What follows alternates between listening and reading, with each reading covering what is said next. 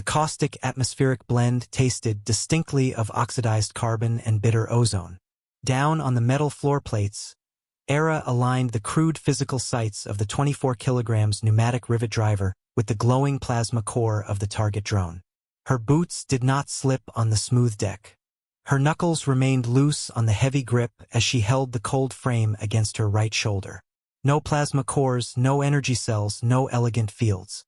What happened inside that pressurized arena? I wish our high command had left it buried. Jump back 3 hours to the registration deck of Orbital Evaluation Nexus Beta 7. The massive structure hung suspended over a spinning green gas giant, its heavy bulkheads groaning as the artificial environmental systems began their pretest cycles.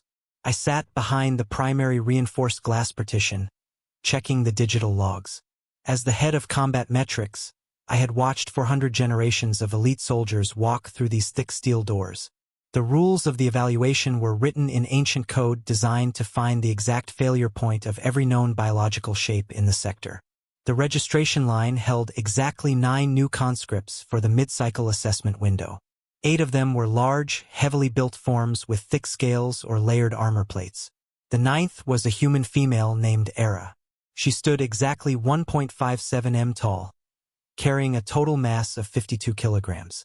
Her skin was soft, lacking any natural defense shields or poison stingers.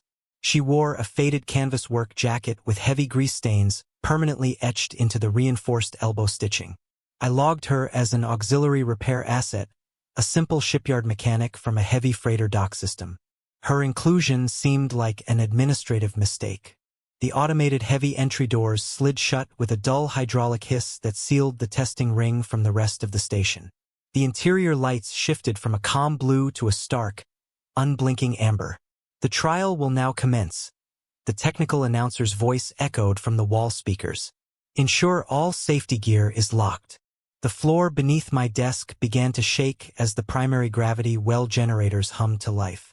The digital meters on my view screen climbed fast, locking exactly at 3.5 radial grav units. At the same time, the heating elements in the floor plates flared, driving the ambient core temperature of the room to 90 degrees Celsius. The heavy air grew thick, pressing down like a solid sheet of lead.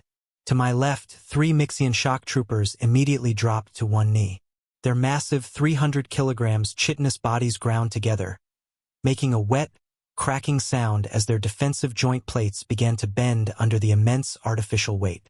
Across the deck, 2 slender Vixathian gliders gasped for air, their thin blue respiratory sacs expanding to their limits as they tried to filter the burning nitrogen mix. The air was a heavy trap, crushed bone. It boiled weak blood, and it forced absolute submission. Era did not drop to her knees. She stood near the center bench, her canvas jacket hanging loosely from her shoulders. Her face looked slightly flushed from the heat, but her posture remained straight under the crushing gravity force. She reached into her deep side pocket and pulled out a scuffed aluminum retractable measuring tape. She pulled the yellow steel ribbon out 5 millimeters, letting it snap back into its housing with a rhythmic, indifferent click. "This heat is ruining my boots," she said, her voice registering at a flat 45 dB over the sound of the thumping deck pumps. "Are the coolant lines always this sluggish?" My pressure-sensitive cranial ridges flushed a deep bruised violet as I stared at her vitals on my monitoring glass. The telemetry did not log an adrenaline spike. It logged mild annoyance at the ambient humidity.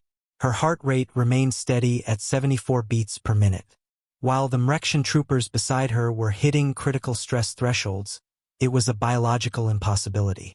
Our databases stated that a soft mammalian organism should have collapsed within 12 seconds of environmental ignition. A high-pitched alert tone split the air, signaling the second phase of the trial. At the far end of the 200-meter range, the floor plates split open to reveal the automated defense Sentinel Model X9. The 8 m tall geometric block of black alloy rose into the hot air, its lower thrusters kicking up clouds of white sulfur dust. A second later, the machine ignited its cascading phase plasma deflector shield. The glowing blue energy matrix radiated 5.4 megawatts of power, a wall of pure kinetic suppression that nothing could pierce. The 3 Mrexian warriors fainted from the sudden energy pulse, their bodies sliding into the side drainage trenches. The remaining alien cadets crawled toward the reinforced safety bunkers at a crawl of 0.2 meters per second. They were following standard military doctrine, seeking cover from a weapon that could not be beaten. Have you ever watched an absolute mathematical certainty completely dissolve inside a pressurized arena?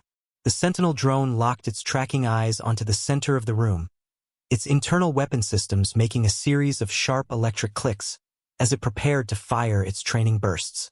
Era did not run for the trenches. No running for the trenches. No checking the safety valves. No bracing against the bulkheads. Instead, she walked with slow, deliberate steps toward an industrial cargo crate resting near the firing line. Her grease-stained jacket rustled against the metal as she leaned over the frame. She reached down and hoisted a 24 kilograms pneumatic rivet driver from the crate, lifting it onto her shoulder with a smooth, practiced motion of her arms. The tool was an old piece of industrial gear salvaged from some deep space freighter dock. It had no targeting computers, no plasma cells, and no energy signature. She reached into her canvas pocket and pulled out 3 heavy solid alloy bolt slugs made of depleted uranium. Each slug measured 40 millimeters in diameter, their gray surfaces dull under the orange warning lights. One by one, she pushed them into the loading tray. "Warning!" The automated system screamed through the overhead speakers. "Target shield efficiency is absolute. Crude kinetic implements are statistically irrelevant. Seek shelter immediately." Era ignored the flashing strobes. She stood completely still in the middle of the burning floor, her eyes narrowing as she focused on the blue light of the shield matrix. She paused for a brief second to spit a piece of loose grit from her teeth, then reached down and pulled the sliding zipper of her stained work jacket up to her chin to clear her shoulder room. "Let's test the warranty," she whispered. She pulled the manual mechanical actuator 3 times in rapid succession. A deafening 145 dB pneumatic crack ruptured the silence of the arena, the sound waves striking the reinforced glass of my booth like a physical blow.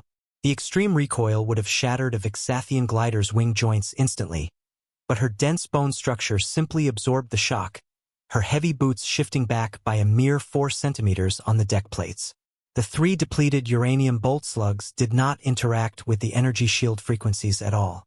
They did not trigger the deflector algorithms or register on the drone's energy sensors. They struck the core. They tore the shield. They smashed the frame. The raw physical mass of the industrial bolts simply dragged the entire plasma envelope down into the steel deck plates, causing the frequency matrix to turn inside out. The Sentinel drone imploded under the sheer weight of the kinetic shear, its heavy black alloy folding in on itself before shattering into a shower of cold sparks and torn metal. The high-pressure room fell entirely quiet except for the low hiss of a broken coolant pipe somewhere in the wall. The automated system did not sound an alarm. It did not flash an error code on my control panel. The central system terminal hummed quietly as the main database began to rewrite its own operational protocols. A single line of text appeared on my screen, updating the Universal Manual. Effective immediately, the classification for human applicants shifted from auxiliary labor to critical structural threats. I sat frozen in my seat, my cranial ridges remaining a dark permanent purple as I watched the human girl let go of the heavy iron tool. She did not look at the ruined machine.